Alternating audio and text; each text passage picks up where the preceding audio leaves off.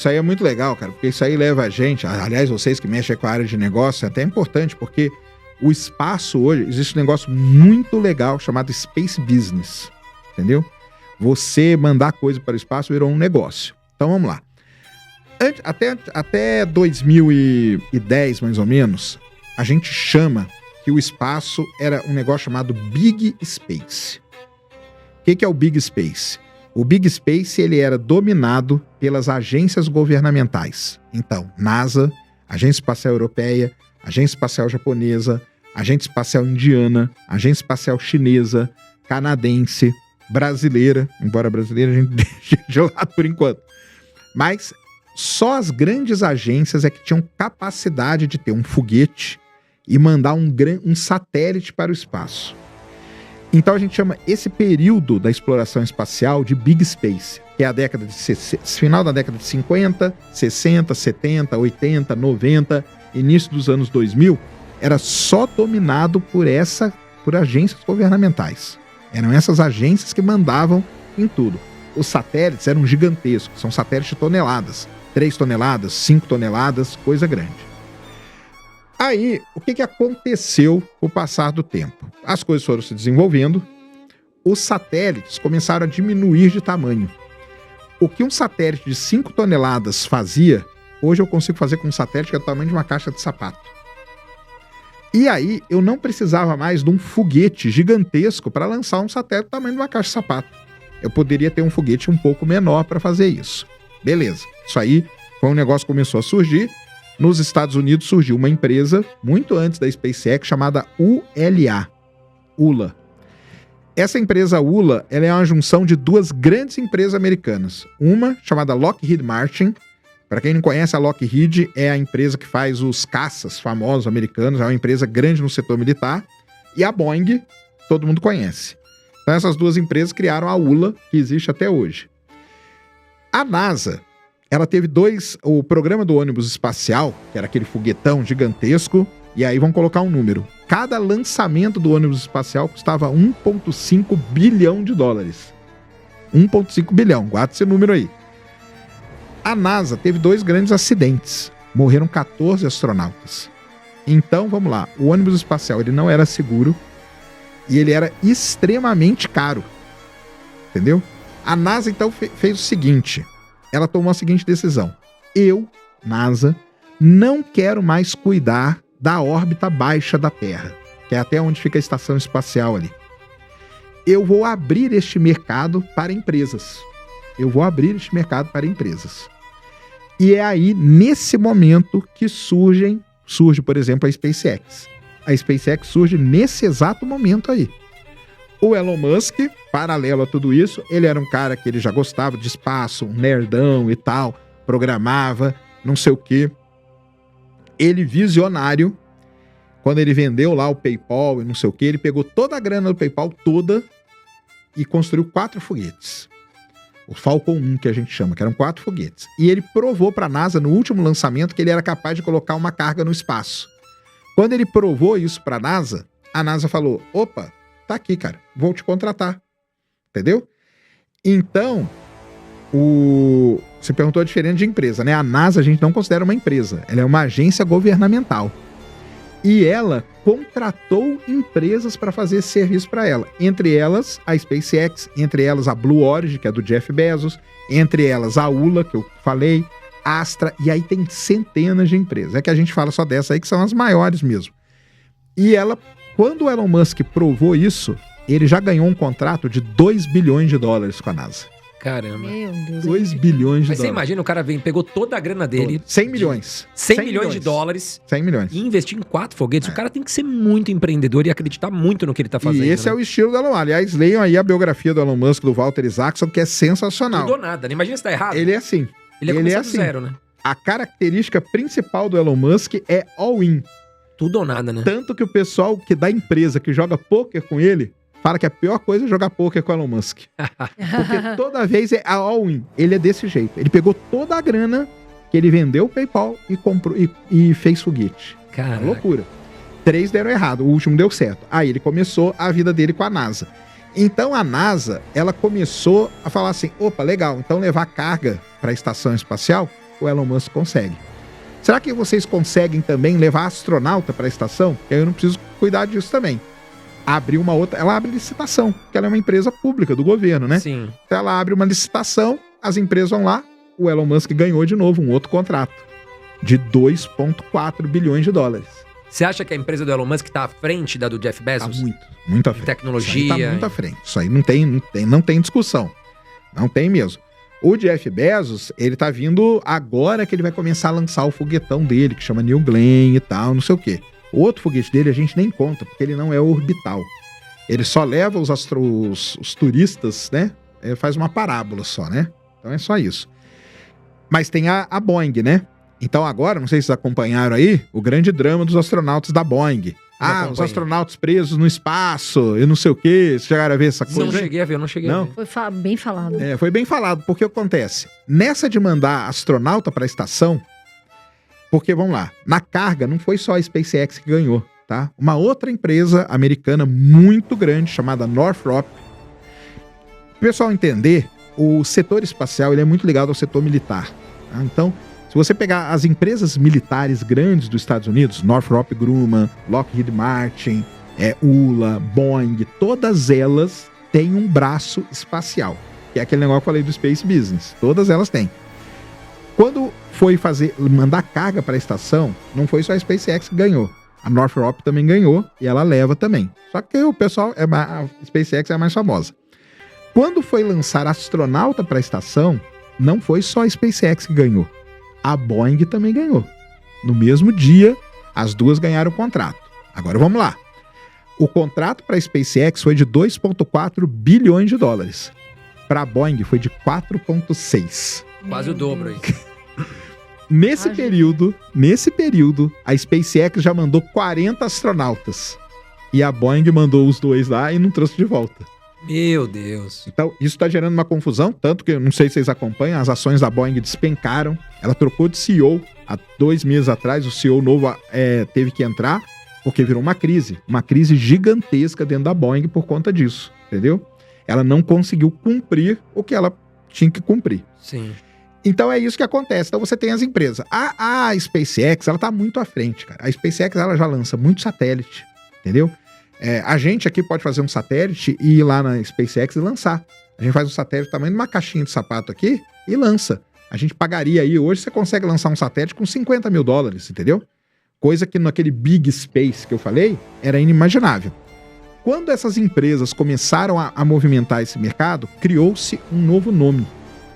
Então a gente divide a exploração espacial em Big Space e no New Space.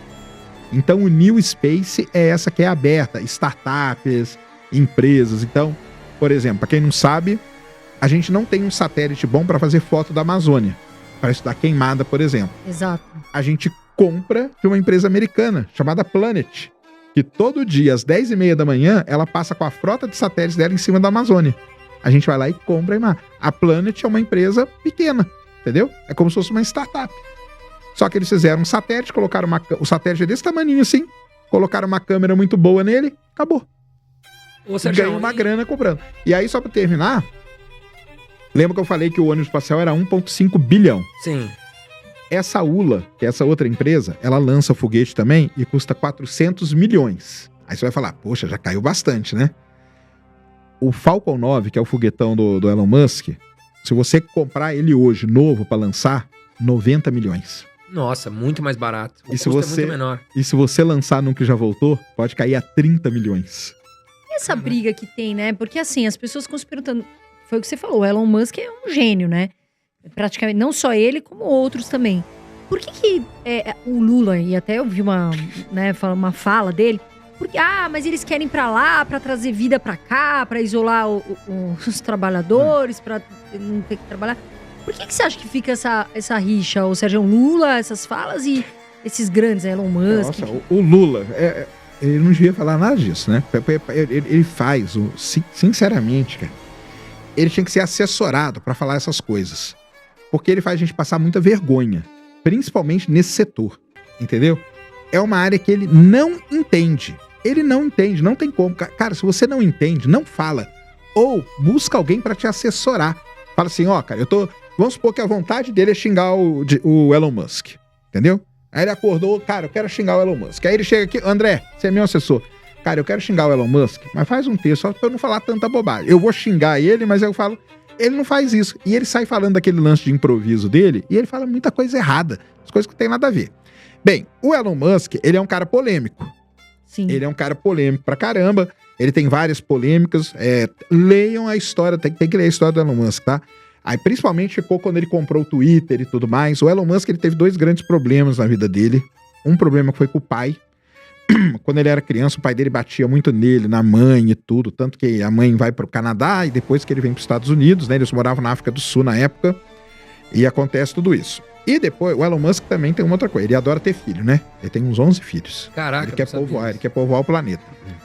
Um dos filhos dele, uma das filhas dele, na verdade, é o grande problema da vida dele. Que é a filha que virou homem. Entendeu? Então, vou explicar pra vocês por que o Elon Musk comprou o Twitter. Tem um porquê por trás disso. Esse virou um grande problema na vida do Elon Musk, entendeu? E qual que era o problema? Ah, porque ele é preconceituoso e tal? Não, não é por isso. É porque ele fala que essa filha dele só mudou de sexo porque ela só tinha uma informação de um lado chegando pra ela. O lado era, mude de sexo, que vai ser muito bom e tal, não sei o quê. Ela não tinha acesso a outro tipo de informação.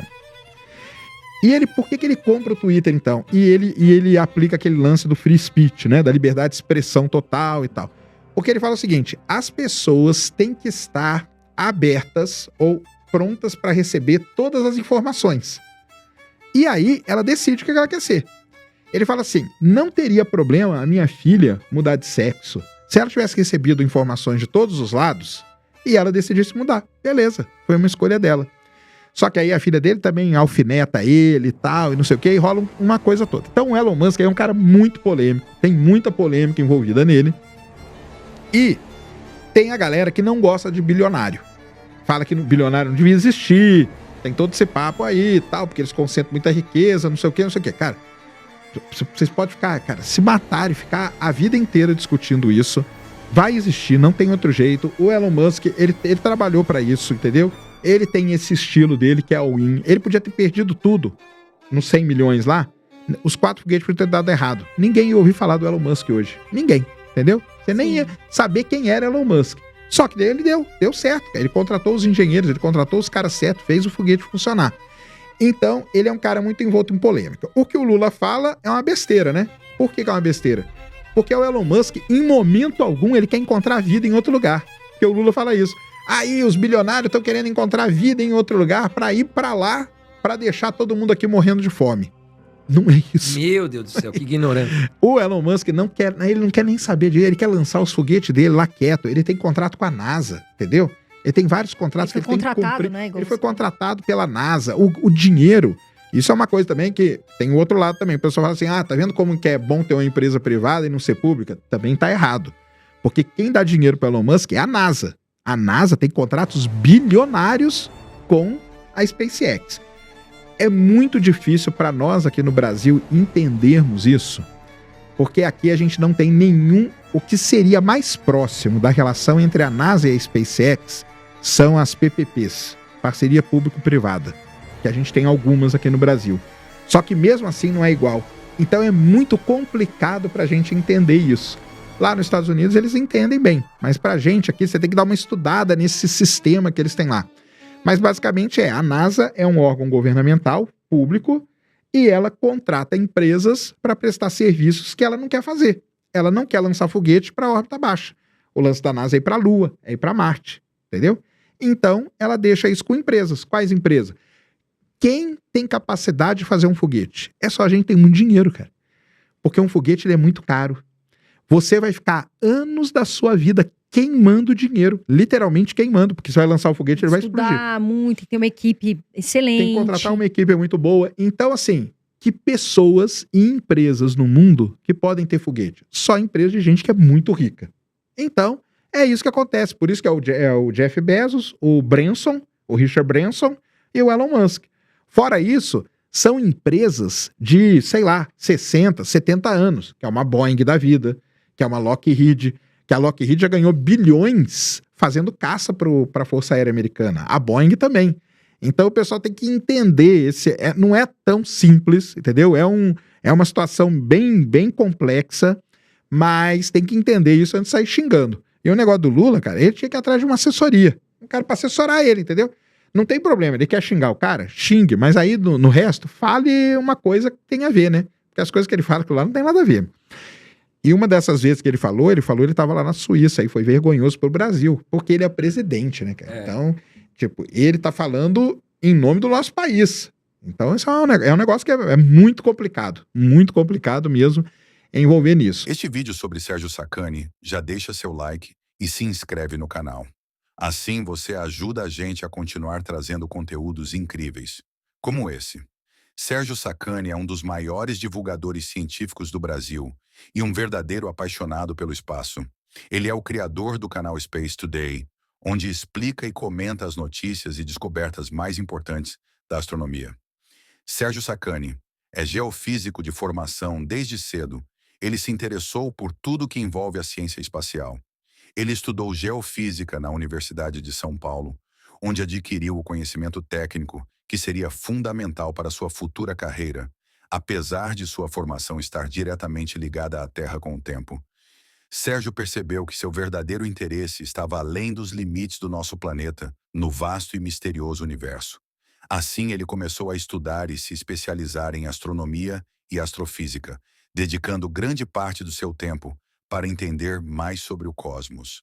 Em 2015, Sérgio decidiu compartilhar sua paixão com o público e criou o canal Space Today no YouTube.